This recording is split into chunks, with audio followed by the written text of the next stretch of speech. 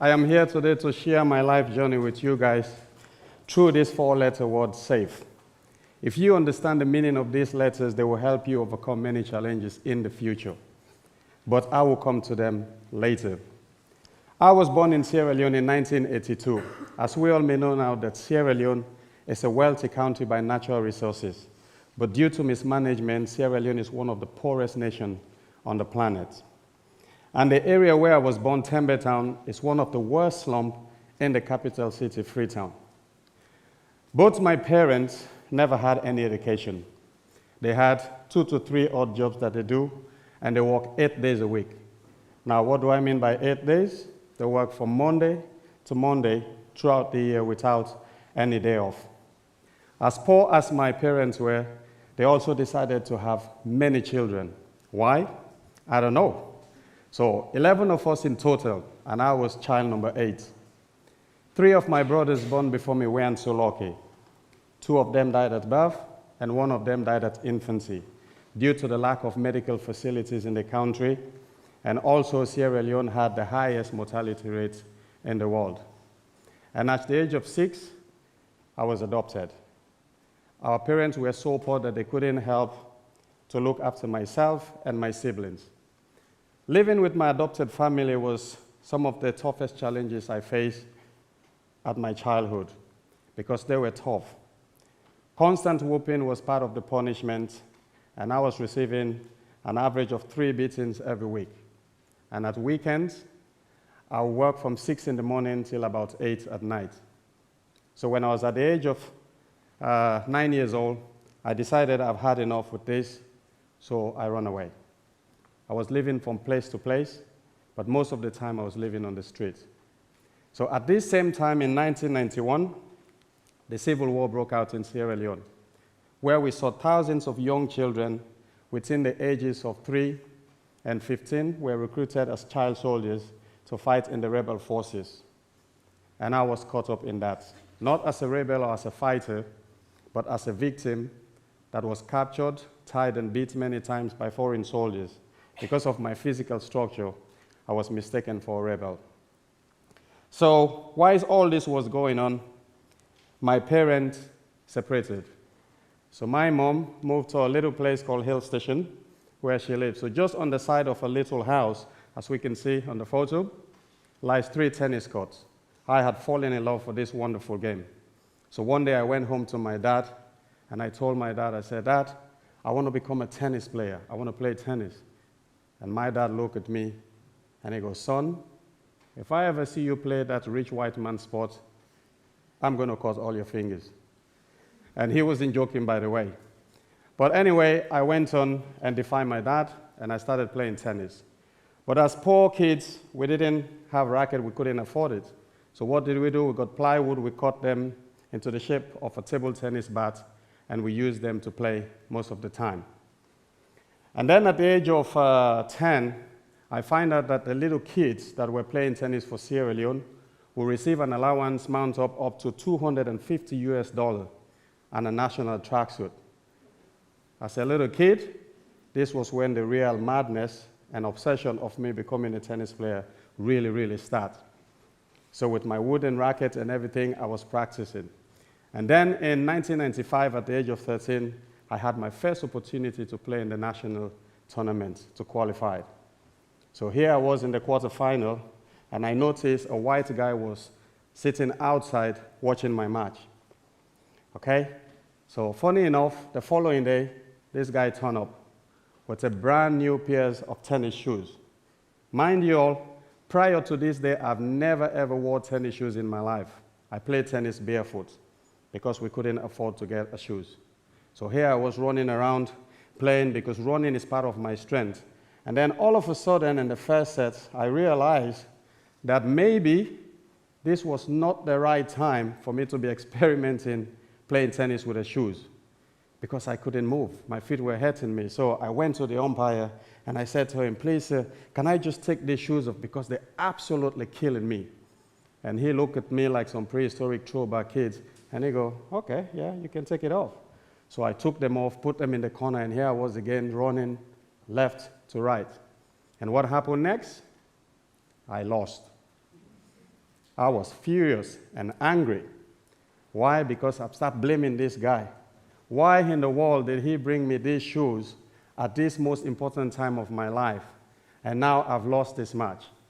And I was crying, laced the shoes together, walked all the way 4 miles back to my parents crying. But one thing I learned from losing and failing is that if you give up, you're not going anywhere. So I continued to play. Till I was 14, I tried again, and then 15, I tried more than 3, 4, 5 times, and I keep just falling short. But something happened to me at the age of 16, which changed my life perspective for good. This was actually on Valentine's Day, February 14, 1998, 4 days after I turned 16. I was sleeping in my little room where I always sleep, and then one of my best friends, who happened to be one of my heroes, come in and tap me on the shoulder. I go, Sam, we need to leave now. And then I woke up from my sleep, jumped outside. It was chaotic. Military jet flying, dropping bombs. And there was a lot of soldiers running all over the place, people running from one end to the other, and missiles approaching from one end of the city to another. An international intervention has started in Sierra Leone. So we wandered out to the tennis courts, and here we were, me and my friend wondering what to do. And then another friend of ours come and call my name. He says, Sam, just come over here and see the bomb explosion. The military jet has dropped a bomb. So I took a few steps, and all of a sudden I had a rapid AK-47 shot behind me. So when I turned around, my best friend has been shot multiple times on the chest. So I ran up to him screaming for help, but it was too late. So he fell face down, and I watched my best friend, my hero, took his last breath. At this point, standing close to me was my precious mom, staring at me right in my eyes, saying nothing, but just tears running down her face. And I look at my mom, and I promised myself from that day, I'll do whatever it takes to stay alive and never again to see such grief in the face of my mom. So let's fast forward 8 months after that, in October of 1998, I finally made it into the Sierra Leone national team. So I received over $250, which $150 I gave to my mom to sustain the family for half a year, and $50 I gave to my dad, which he was happy and proud of me. And I was certain from then on that my dad was not going to cut my fingers for playing this rich white man sport. So again, since then, I continued to represent Sierra Leone till the 9th All-African Games in Algeria, which is the biggest sports event in Africa. And as a honor, I was honored to be the flag bearer for my country, Sierra Leone. And I remember that day walking through the tunnel into the stadium of over 50,000 people. And that was some of the most proudest and most happiest time of my life. So after 2007, I've managed now to become an LTA, the Lawn Tennis Association, and PTA, Professional Tennis Registry Coach.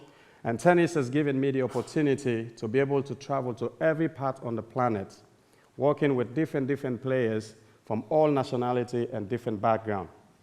And also today, I'm a new author with my own book titled How Tennis Saved My Life, subtitle Play Tennis, Not War.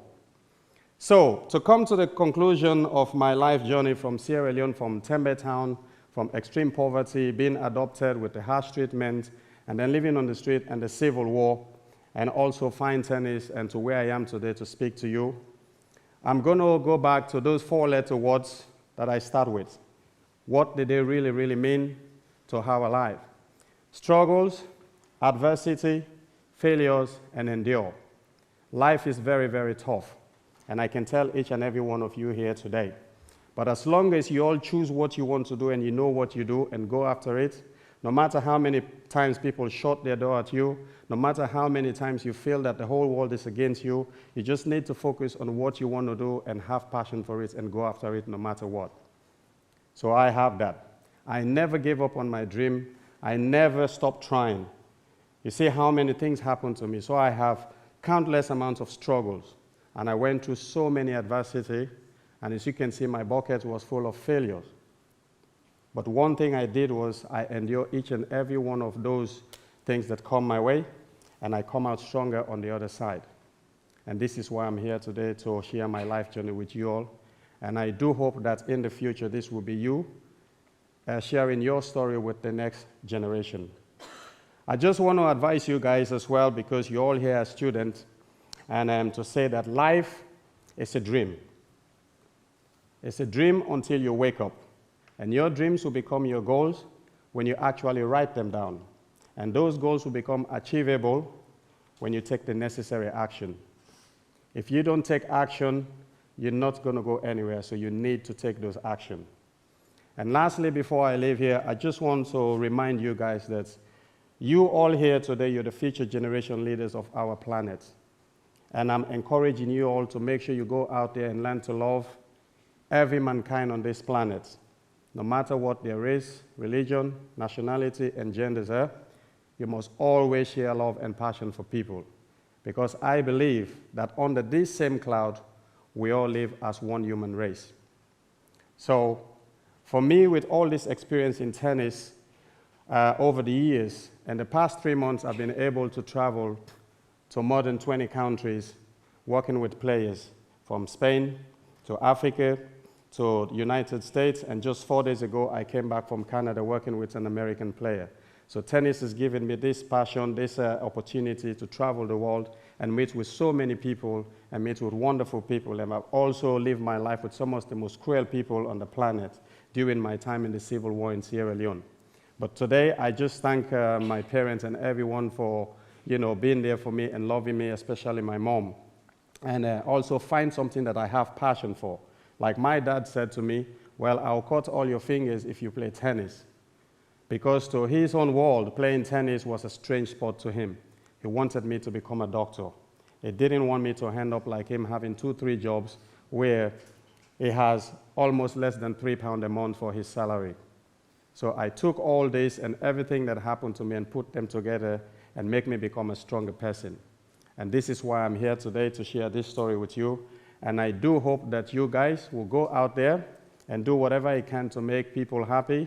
Find your passion and do whatever you choose to do and make this world a better place.